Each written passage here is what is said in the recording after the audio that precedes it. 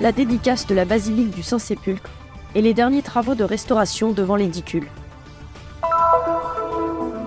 Le 16 juillet, à Haïfa, les communautés carmélites et franciscaines, entourées de fidèles et de pèlerins, se sont réunies pour célébrer la fête de la Bienheureuse Vierge Marie du Mont Carmel. Une journée spéciale pour tous les jeunes, en particulier les enfants d'immigrés en Israël, qui ne peuvent pas se rendre au Portugal en raison de problèmes de visa. Une occasion pour des catholiques hébréophones et arabophones de jouer, discuter et prier ensemble. À Nazareth se trouve la maison de repos Saint-François, une œuvre créée en 1949 pour aider les personnes âgées dans le besoin.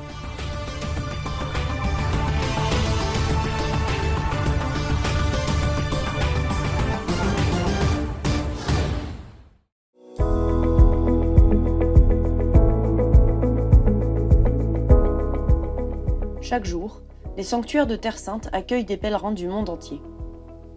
L'endroit le plus visité est certainement la basilique du Saint-Sépulcre, où des centaines de pèlerins passent chaque jour. Après la restauration de l'édicule, des travaux de restauration et de conservation du sol s'imposaient d'urgence. Le 27 juin, des travaux ont donc été réalisés devant l'édicule, dans le cadre du programme de restauration.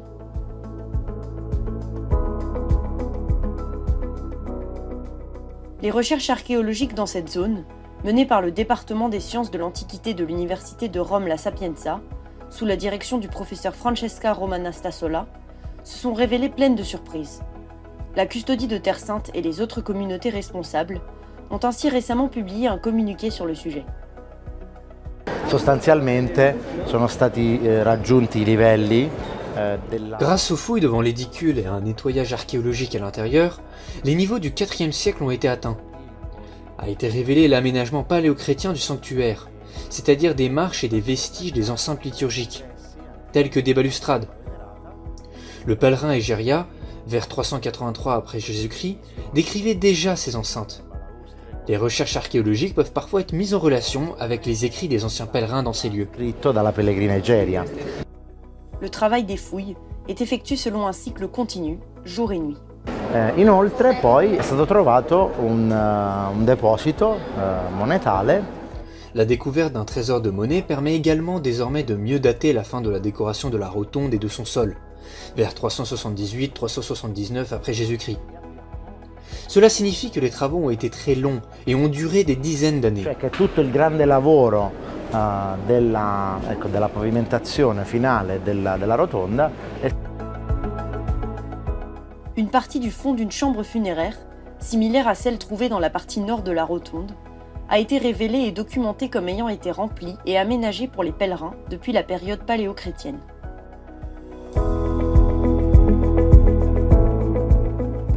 Cela signifie, comme on peut le déduire du communiqué, que le lieu monumentalisé mis à la disposition du culte des pèlerins était bien une chambre funéraire à part entière.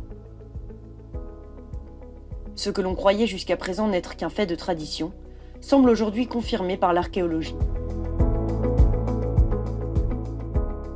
Le samedi 15 juillet, devant le sanctuaire du Saint-Sépulcre, la communauté de la custodie de Terre Sainte à Jérusalem s'est réunie pour la solennité de la dédicace de la basilique du Saint-Sépulcre, centre du cœur et du voyage de tout pèlerin en Terre Sainte. Il Sansepolcro non è una tomba, ma una risurrezione che veramente a me piace chiamare. Le Saint-Sépulcre n'est pas un tombeau, mais une résurrection.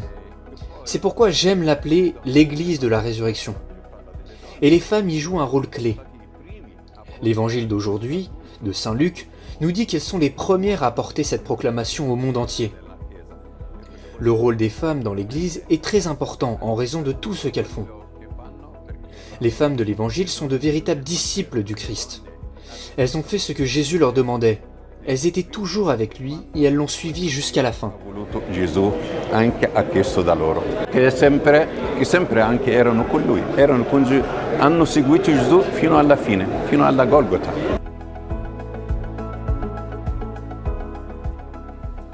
Pour le frère Amédéo, tous les sols des années 1800 à l'intérieur du sanctuaire ont été restaurés et repositionnés. Après cette semaine de travail acharné, tout est rentré dans l'ordre et le sanctuaire a été rouvert à la visite des pèlerins du monde entier.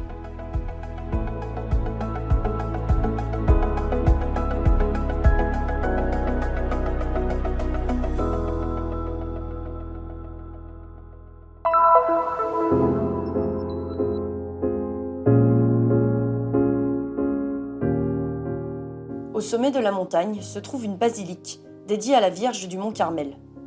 En entrant, le regard se porte vers le haut, face à la Vierge. Sous l'autel, on trouve la grotte de Saint-Élie.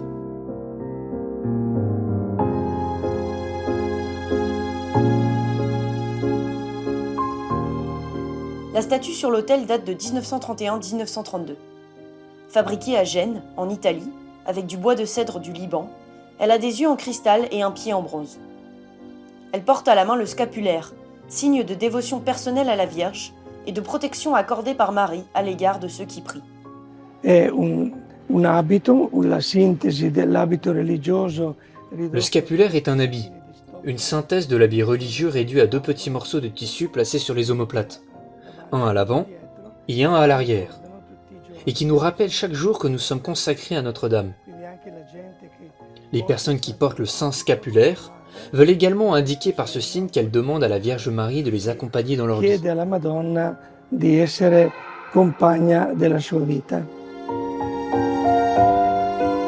Chaque jour, l'église est visitée par des pèlerins et des touristes du monde entier, attirés non seulement par la beauté du lieu, mais aussi par la dévotion à la Vierge et à Saint-Élie, qui s'est développée au fil des siècles.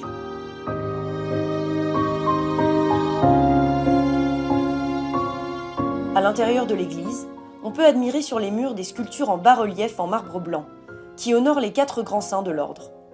Le château intérieur de Thérèse d'Avila, la montée vers Dieu de Saint Jean de la Croix, la sainte d'origine juive Edith Stein et la première sainte palestinienne, Marie Bawardi. On y trouve aussi une peinture de Saint Simon Stock, qui a reçu le don du scapulaire en 1251 à Aylesford, en Angleterre.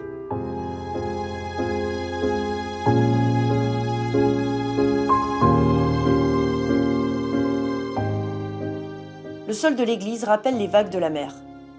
Une grande étoile est représentée en son centre, l'étoile de la mer, en latin Stella Maris. Qui siamo in una memoria storica molto preziosa. Naturalmente una basilica come questa, tutta ornata. Nous sommes dans une mémoire historique très précieuse. Une basilique comme celle-ci, tout ornée, décorée, c'est vraiment une vision incroyable. L'année dernière, nous avons terminé les travaux de consolidation de toute la partie supérieure de la coupole. Et c'est désormais une véritable merveille. I colori di tutta la parte, diciamo, superiore della cupola, che adesso appunto è diventata una meraviglia.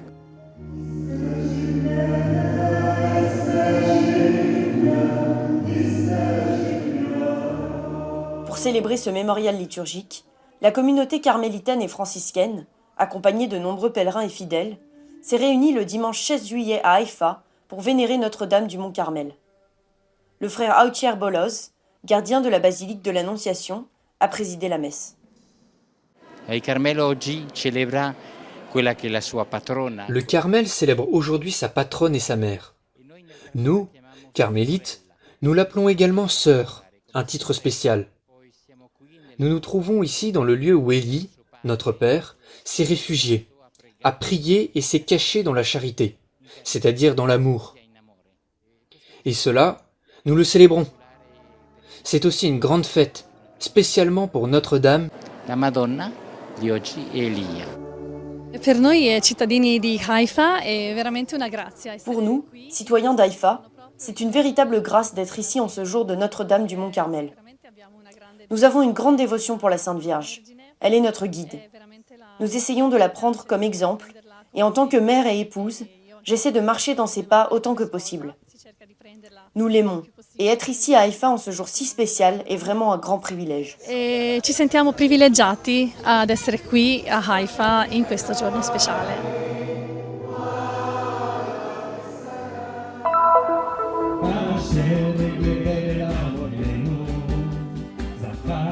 Des histoires différentes, mais qui ensemble forment une communauté unie, une famille. Tel est le vicariat Saint-Jacques pour les catholiques hébréophones. Les jeunes qui le fréquentent viennent de divers horizons. Certains sont des chrétiens hébréophones, d'autres des enfants d'immigrés nés en Israël, parfois sans permis de séjour. Chaque année, depuis plus de 15 ans, ces jeunes se réunissent quelques jours à Der Rafat, au sanctuaire marial de Notre-Dame, reine de Palestine. Cette année, cependant, le thème de leur rencontre est un peu différent. Cette année, une grande opportunité se présente à nous, les Journées mondiales de la jeunesse. Des gens du monde entier, Des jeunes catholiques du monde entier vont se réunir pour l'occasion. Mais certains jeunes ne seront pas en mesure de se joindre à eux. Nous nous sommes donc dit qu'il fallait faire quelque chose de similaire ici à Deir Rafat, pour eux, avec la Vierge Marie. Les jeunes sont issus de tout le pays et se retrouvent pour la première fois aux côtés de jeunes arabophones. Ils prient, discutent et jouent ensemble. Je suis très heureuse car nous avons beaucoup travaillé à ça. Je pense que dans l'Église, le politique n'a pas sa place. En fin de compte, nous sommes tous chrétiens, nous faisons tous partie de la même Église. Je crois donc qu'une telle chose est possible. C'est quelque chose de différent pour moi. J'apprends à connaître d'autres cultures. C'est vraiment une belle expérience. Un véritable moment de joie et de partage, qui a permis à ces jeunes de se sentir un peu chez eux, notamment grâce à la messe, présidée par sa béatitude Pier Battista Pizzaballa, patriarche de Jérusalem des Latins, et au temps de dialogue. Ce sentiment d'appartenance que leur a offert l'événement est parfois autrement impossible à ressentir pour certains d'entre eux. Je suis né à Tel Aviv, en Israël, dans une famille d'immigrés. À l'âge de 3 ans, quand j'étais au jardin d'enfants, mes parents risquaient d'être expulsés du pays. Quelqu'un nous a aidés à rester en Israël. Il est très difficile pour nous, Philippins, de vivre ici. La plupart de mes amis sont des Israéliens, des Juifs. Ce sont mes copains. Ils me font sentir comme eux, comme n'importe quel enfant en Israël. Je pense que l'église est un endroit où ces jeunes trouvent un soutien. L'église est l'endroit où l'on doit chercher des solutions. Comme l'a dit le patriarche lors de la réunion d'aujourd'hui, l'église doit être un foyer pour tous. Et cela a toujours été la direction que nous donne le pape François. Allez vers ceux qui ont besoin de vous. Ces jeunes ont besoin de nous. Alors nous ferons tout pour qu'ils se sentent comme les autres.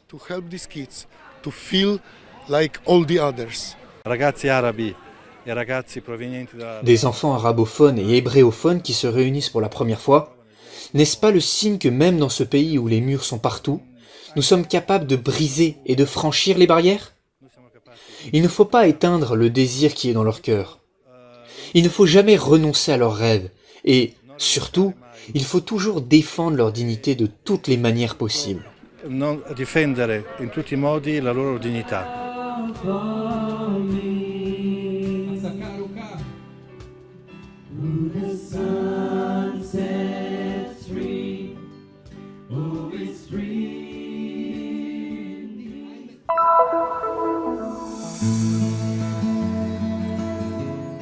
Dans la ville de Nazareth, en Galilée, se trouve une maison de repos portant le nom de Saint François, une œuvre lancée par les filles de Sainte Anne. C'est une Italienne, Anne-Rose Gatorno, qui fut d'abord mère puis veuve, qui fonda cette congrégation. Notre charisme, le charisme des filles de Sainte Anne, est un charisme évangélique, parce qu'il est issu de l'Ancien Testament. C'est parce que Sainte Anne appartenait au petit troupeau d'Israël que notre fondatrice a voulu l'avoir pour mère et qu'elle a nommé l'Institut Fille de Sainte Anne. Ainsi, nous nous sentons membres de ce troupeau, du petit troupeau d'Israël. Notre spiritualité est celle de l'attente. C'est une spiritualité de l'espérance.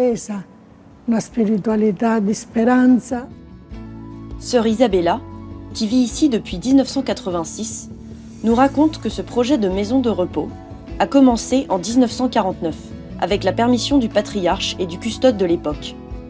La première femme accueillie fut une aveugle. À la fin de l'année, il y avait déjà 14 patients. La maison était devenue trop petite et ne pouvait plus suffire pour accueillir tout ce monde. Les franciscains ont alors pensé à utiliser les offrandes supplémentaires qu'ils avaient obtenues pour construire la basilique afin de bâtir la maison où nous nous trouvons actuellement. En 2012, elle a subi quelques modifications, car, avec l'aide du gouvernement, nous avons pu aménager un service de gériatrie. Il fonctionne actuellement très bien.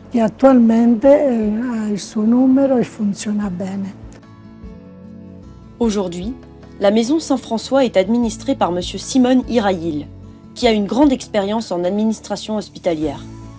Pour lui, ce lieu est un lieu où l'on respire la famille. L'atmosphère qui y règne est très particulière. C'est une atmosphère familiale.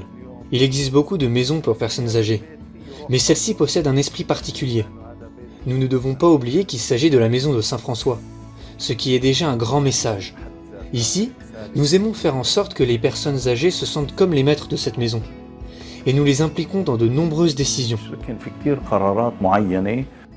La maison emploie actuellement 52 personnes, dont des médecins, des infirmières, des assistants, des physiothérapeutes et des pharmaciens.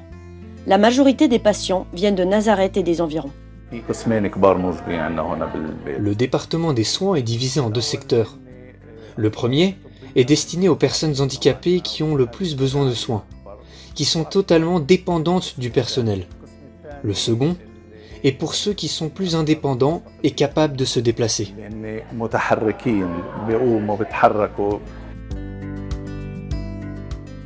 Des soins personnels holistiques sont nécessaires et essentiels pour rendre l'environnement aussi accueillant que possible. Zoa travaille ici depuis 35 ans, et chaque jour, un programme spécifique est suivi. Il y a d'abord la prière le matin, puis des activités, organisées parfois pour apprendre de nouvelles choses, parfois simplement pour que certaines personnes âgées puissent raconter leur histoire. Pour Zoa, l'organisation des fêtes et des activités est une joie, tout comme le fait de faire don de ses connaissances. J'ai appris ici que l'amour est mon plus grand don.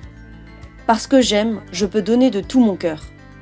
En aimant chaque personne âgée, je fais un don au Seigneur. Pour moi, c'est un message très important.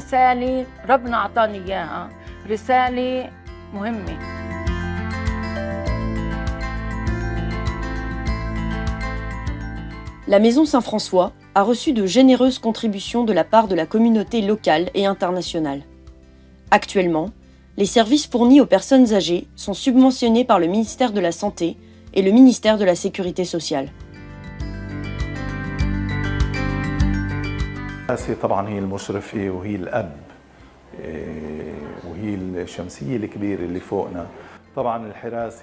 C'est la custodie de Terre Sainte qui est responsable de la structure. Elle nous accompagne et sait tout ce qui se passe dans la maison.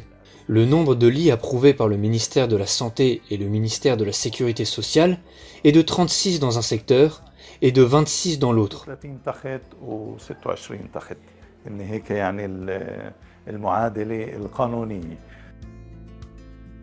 Pour répondre aux nouvelles demandes qui arrivent chaque jour, Simon veut construire de nouveaux espaces au 2e étage. Le hall d'entrée a également besoin d'être rénové de toute urgence. Soyez toujours les bienvenus. Nous sommes heureux de votre visite. Cette maison est très belle, mais vous l'avez rendue doublement belle.